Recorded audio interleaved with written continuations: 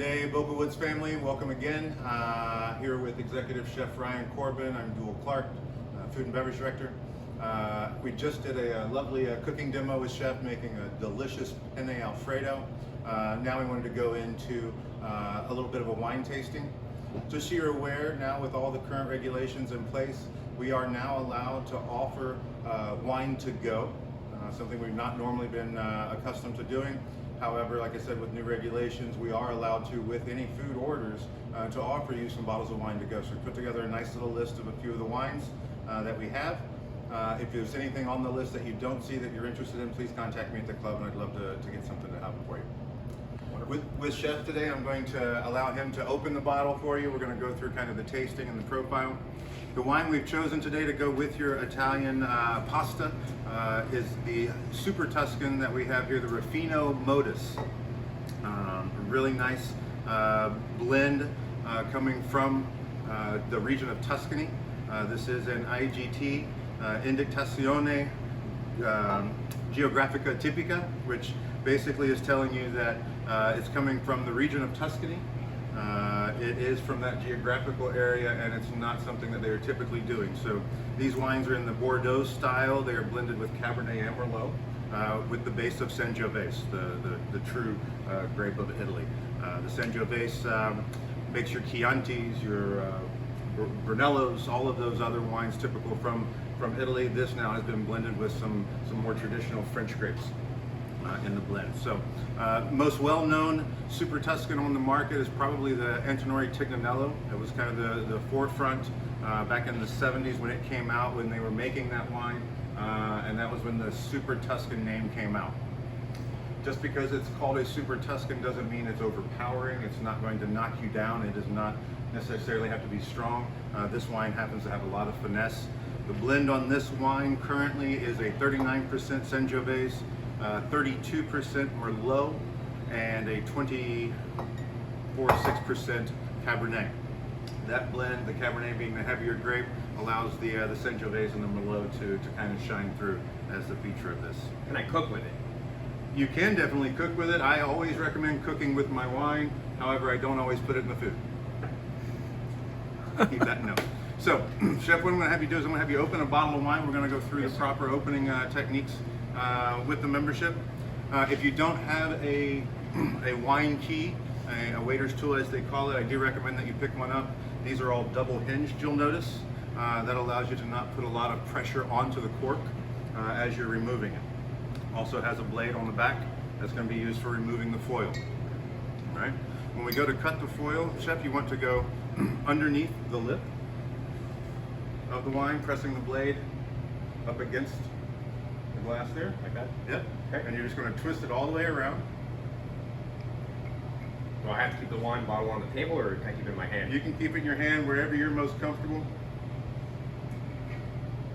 And then you bring the knife up to peel the foil off of the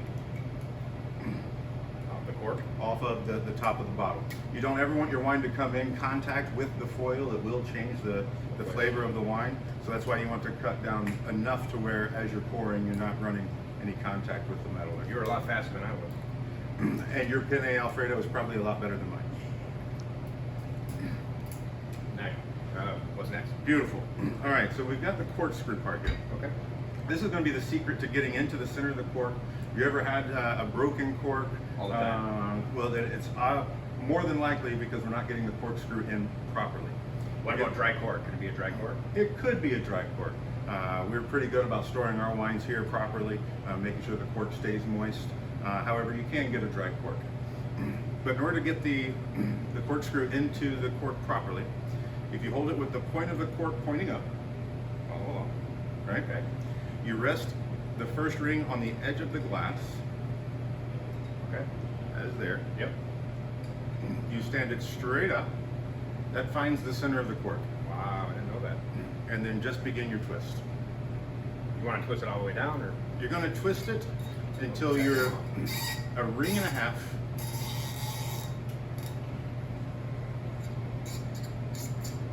Type breathe. Excellent. Now you've gone to a ring and a half sticking out of the cork. That means we haven't gone all the way through. Right. But it has given us enough draft on the cork. Okay. This again is a hinged corkscrew. Got it. So you're not putting pressure on the cork. You're going to go to the first hook in the middle. Okay. We're going to bring that down. Yep. That way. Yep. Okay. To the first notch. Okay. And instead of pushing over, Yep. you're going to be lifting up. Okay. So you lift up on the cork. So the first little, right, you're holding the pressure on the cork. Right there. Ah, got it. Right. I have one of those like electric ones at home. Once you get the cork up to the halfway point, you reload. Okay. Bend the arm down. Yep. Reload to the bottom. Okay. And again, you're straight up. No pressure to this at all. That is probably the most beautiful sound in the world right there. That was a little harder than I thought it was going to be. Excellent. But what if people don't have this kind of? If they don't have that, most of them will probably have an electric corkscrew. You put those right on top of the bottle. Yeah. There are many different ones out there. The metal prongs that go onto the either side of the cork and you spin out. I do recommend just keeping one of these in your drawer in your kitchen. Makes for a very easy bottle of wine. Okay. In tasting wine, Chef, you want to pour us a taste? Sure. How much do I pour? My tastes are probably a little bit bigger than yours. However, just enough to put into the bottom of the glass. When you go to a restaurant, they'll pour you a taste about that size for you to check the wine, make sure that it has not turned.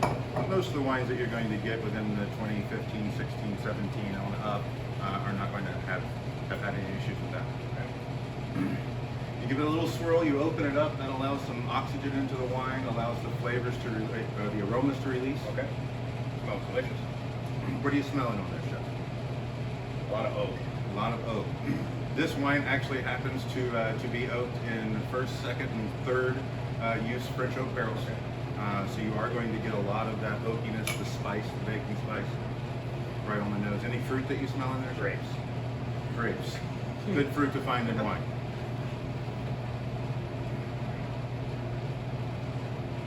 We'll take a taste.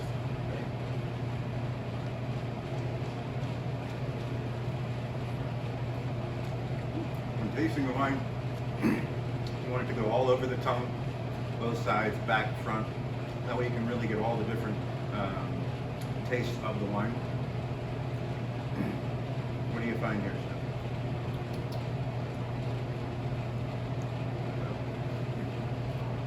This wine tends to be, because of the light amount of Cabernet and a little bit more of a Merlot, to this one you get a little more acidity. So you kind of get that, I don't want to say tartness, but that real bright taste at first. Okay. You do get that.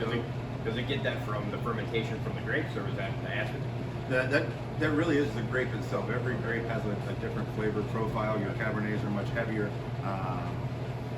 much more fuller bodied. They sit on your tongue a little heavier. The Italian wines tend to be a little lighter, a little crisper. They don't linger and last as long. But a beautiful wine paired great with pasta, braised meats, lamb. Beautiful dish here. That is delicious wine. Excellent, Chef. I appreciate you coming out. Thank you for showing me. Well, I appreciate it. Yeah, I was going to say fist bump. That one. No, we're on the fist bump. Ladies and gentlemen, we hope you had a blast. Vino Veritas, and be safe out there. Thank you. Thank you.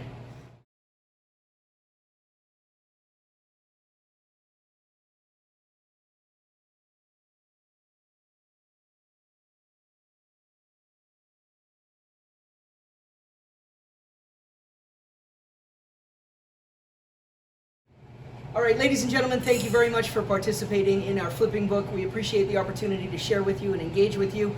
Just so you're aware, this was true acting. Our chef is knowledgeable about wine. Mr. Clark is very knowledgeable about cooking, and we appreciate the opportunity to share with you.